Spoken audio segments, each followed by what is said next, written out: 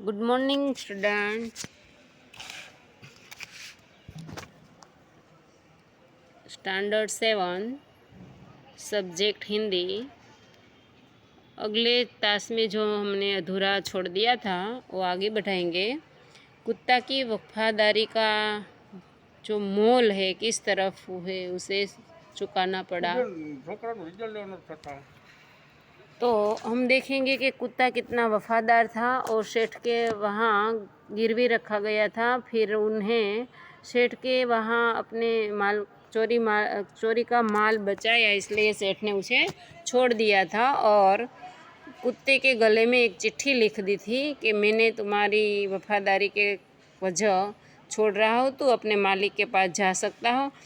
इधर लाखा ने भी व्यापार में खूब रुपया कमाया। वह सेठ को उसकी रकम वापस करने के लिए उसी रास्ते में जा रहा था। यहाँ सेठ के रुपये वापस करने के लिए यहाँ लाखा आ रहा था और उसने दूर से अपने कुत्ते को अपनी ओर आते हुए देखा कि कुत्ता भी चला आ रहा है। वह नाराज़ हो गया। उसे मालूम नहीं था कि क्या बात हुई है। वो नाराज़ हो गया।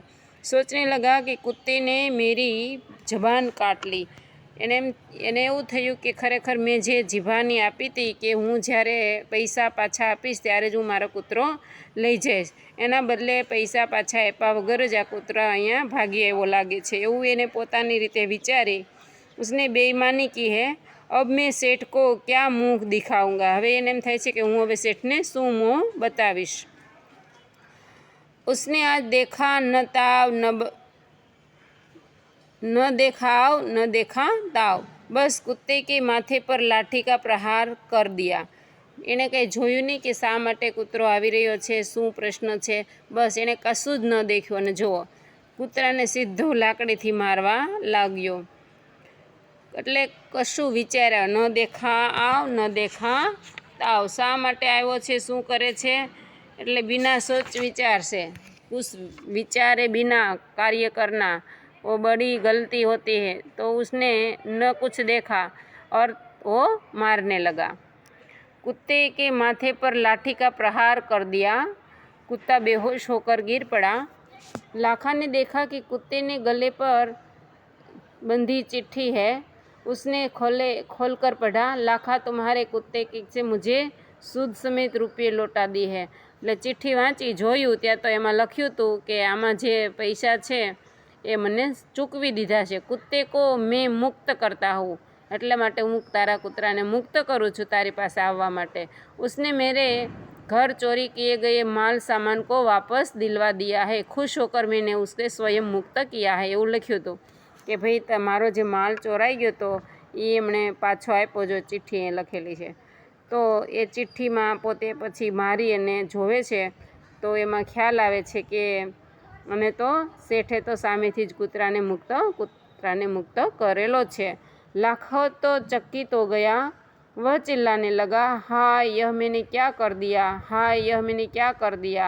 वह कुत्ते के शव को अपनी गोदी में लेकर फूट फूट कर रोने लगा। लेकिन अब पछताए होत क्या जब चिड़िया चुग गई खेत। હવે પસ્તાવાથી શું વળે, આખી જ્યારે પોતાનું જે અસ્તિત્વ હતું એ મિટાવી દીધું કૂતરાનું, હવે પછતાવો કરવાથી પણ કશું જ થાય એમ ન હતું। બહુ રડ્યો અને પછી પોતે उसने उस वफादार कुत्ते की समाधि बनाई और आज भी पाटन जिले में राधनपुर के तालाब के किनारे पर खड़ी है। એટલે એની જે સમાધિ છે એ આજે પણ જોવા મળે છે। समाधि महान लोगों હોય છે પણ અહીંયા एक कुत्ते की भी समाधि है और उस कुत्ते को वफादारी की कथा संसार को सुना रही है। એટલે પ્રસિદ્ધ છે લોકોને શીખ આપવા માટે કે बिना વિચારે કોઈ કાર્ય કરવું જોઈએ નહીં। शब्दार्थ इसमें दिया गया है वो अपने आप पढ़ना है। जो आगे नोट में लिखना है वो उसके फ़ोटो भिजवा दी जाएंगे। आप जल्दी ज्वाइंट हो जाए इसलिए यह अभ्यासक्रम आगे चले।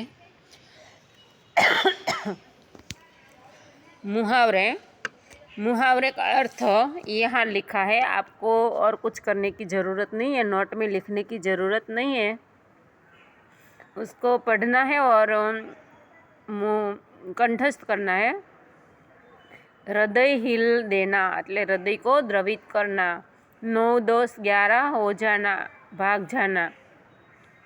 मार खा जाना, नुकसान होना। हल्का बक्का रह जाना, चकित हो जाना। फूटी कौड़ी न होना, अत्यंत गरीब होना। आव न देखा ताव, बिना सोचे समझे काम करना। कोई चारा न होना, कोई उपाय न होना। फूट फूट कर रोना, जोर जोर से रोना। अब पछताए होत क्या जब चिड़िया चुग गई खेत। कहावत है, समय निकल जाने पर पछताने से कुछ फायदा नहीं है।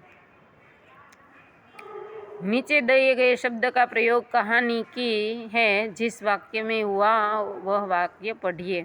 यानी कि जो यहाँ शब्द दिया गया है वो कहानी में भी है, तो हम यहाँ जो शब्द का प्रयोग करेंगे और नोट में पक्की बुक में लिखना है अपने आप को। होमवर्क में है ये, पक्की बुक में नहीं लिखना, सॉरी, होमवर्क में लिख लेना। समाधि यानी कि कुत्ते की समाधि लगाई गई है। बंजारा तो एक बंजारा लाखों का व्यापार करता था। कुत्ता वफादार था। कुत्ते का शव लेकर चला गया। लुटेरा, जमानत। लुटेरा चोरी करने के लिए सेठ के घर आया। सूद समेत पैसा वापस दे दिया। गोद में लेकर, कुत्ते को गोद में लेकर बंजारा आगे बढ़ गया। तो इस तरफ यहाँ हमें इस कहानी पूर्ण की और उस कहानी का जो सीख है वो भी हमें लेनी चाहिए, वफादारी की। ये जो प्रश्न है अभ्यास के प्रश्न, वो मैं आपको नोट में लिखने के लिए दे रही हूँ। पक्की बुक में लिखना है, उसका फ़ोटोज भी भिजवा दूँगी। प्रश्न के उत्तर नोट में लिख लीजिए। स्वाध्याय अभ्यास का प्रश्न है। आगे शब्द को इस क्रम में लिखिए। वो भी क्रम में लिख लेने का है, यहाँ ही जो बाजू में जगह है ना वहाँ लिख लेना है। और यदि आप होते तो क्या करते, यही होमवर्क में लिखना है। कुत्ते को जमानत पर रखकर सेठ ने पैसे दे दिए। सेठ की जगह आप होते तो आप क्या करते। लाखा ने कुत्ते को बेवफा समझकर लाठी का प्रहार किया। लाखा की जगह आप होते तो क्या करते। सही शब्द लिखिए। राजा राजी तो राजा, ग्वाला तो ग्वाली, अभिनेता अभिनेत्री ने अभिनेत्री, रानी तो राजा, शेर तो शेरनी शेरानी शेरनी, सुनार तो सुनार सुनारिन, ऊँट तो ऊँटनी, लुटेरा तो लुटेरे, बंजारा तो बंजारियन। ये शब्द भी आपको नीचे लिखना है, यहाँ ये उसका फ़ोटो भिजवा देंगे। ढांचे पर कहानी बनाना है, स्वाध्याय में से कहानी बनाना है आपको। एक नौकर द्वारा चोरी करना, ये कहानी आपको भी पक्की बुक में लिखना है। ये हम होमवर्क में लिखेंगे। जो मुद्दा पर से कहानी आती है सभी कहानियाँ हमें नोट में लिखनी होगी, होमवर्क में ही। राजा को कुत्ता का पड़ाव की रखवाली कैसे करता था। जो प्रश्न का फ़ोटो भिजवा देती हूँ वो प्रश्न लिखना है, बाकी कोई प्रश्न लिखने की ज़रूरत नहीं है। यहाँ आगे देखेंगे, घोड़ा दौड़ रहा है, तो वचन रेखांकित शब्द का लिंग परिवर्तन। लिंग परिवर्तन तो घोड़ा तो घोड़ी, लड़का तो लड़की, सेठ तो सेठानी, ऐसा करना है यहाँ। और कहाँ लिखना नहीं है। ये सेठ है तो सेठ कहाँ, रुपये तो मैं दे दूँगा। सेठ ने कहा रुपये तो मैं दे दूँगा, तो सेठानी ने कहा रुपये तो मैं दे दूँगी। बंजारे को बहुत दुख हुआ, बंजारन को बहुत ही दुख हुआ। ऊँट की पीठ पर सामान लादा है, ऊँटनी की पीठ पर सामान लदा है। मैदान में लड़कियां खेल रही है।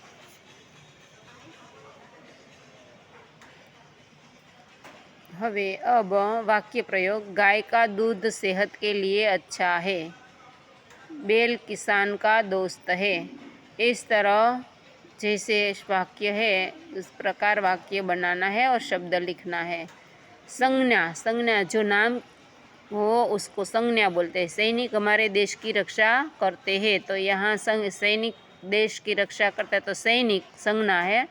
हमें देश की प्रगति के बारे में सोचना चाहिए, तो देश।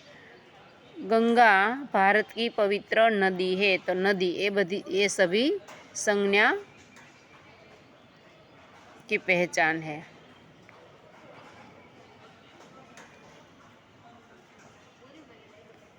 ये पढ़ना है। फिर निर्देशक शब्दों के व्यक्तिवाचक संज्ञा के ऊपर राइट। व्यक्तिवाचक किसी भी नाम है तो व्यक्तिवाचक होते हैं। मोहन व्यक्तिवाचक है, गुजरात व्यक्तिवाचक है, तापी, वीर सावरकर ये सभी व्यक्तिवाचक है। तापी, गुजरात और वीर सावरकर और मोहन ये सभी वाक्य व्यक्तिवाचक है। रेखांकित शब्दों को ध्यान से देखिए। हमारे देश में सैनिक बहादुर है, हमारी गाय का नाम गौरी है, नदी को लोक माता कहते हैं, कुत्ता वफादार प्राणी है। यहाँ जातिवाचक संज्ञा को शब्द संपूर्ण जाति का बोध कराते हैं। जातिवाचक शब्द का बोध कराते हैं। गाय तो गायों जाति, सैनिकों, नदियों, कुत्ता ये जातिवाचक शब्द कहलाते हैं। और शब्द चाटकर सूची बनाई એટલે વાક્ય બનાવવાના છે। यहाँથી કોઈ પણ વાક્ય લેવાનું અને એનો વાક્યમાં પ્રયોગ કરવાનો।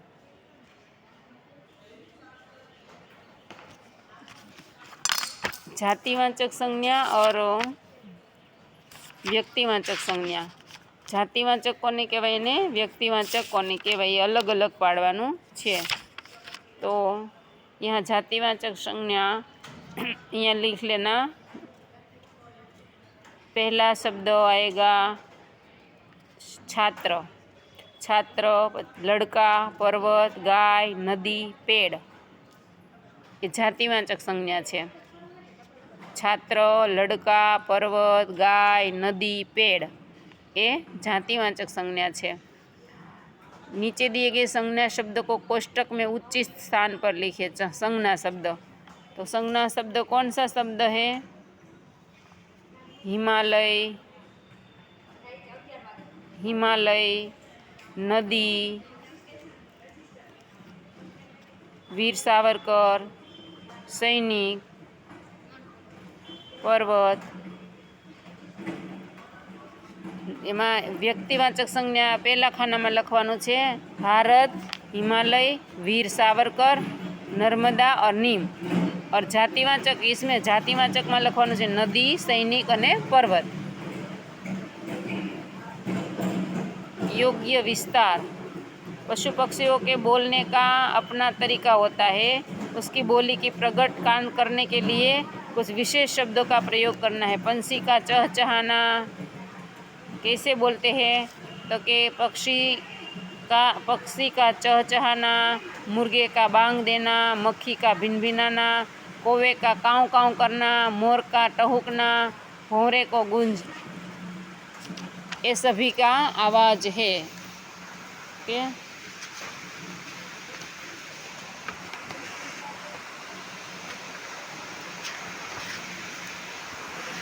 ये तुम्हारे पाठ्य पुस्तक में जो है उसका पठन करना है। पठन, सिर्फ पठन करना है। तो यहाँ तक हम रखेंगे। हमारा तीसरा पाठ पूर्ण हुआ है और जो लिखने के लिए बोलते हैं वही लिख लेना है पक्की बुक में। बार बार पूछने की कोई ज़रूरत नहीं। और कल समय टाइम से ही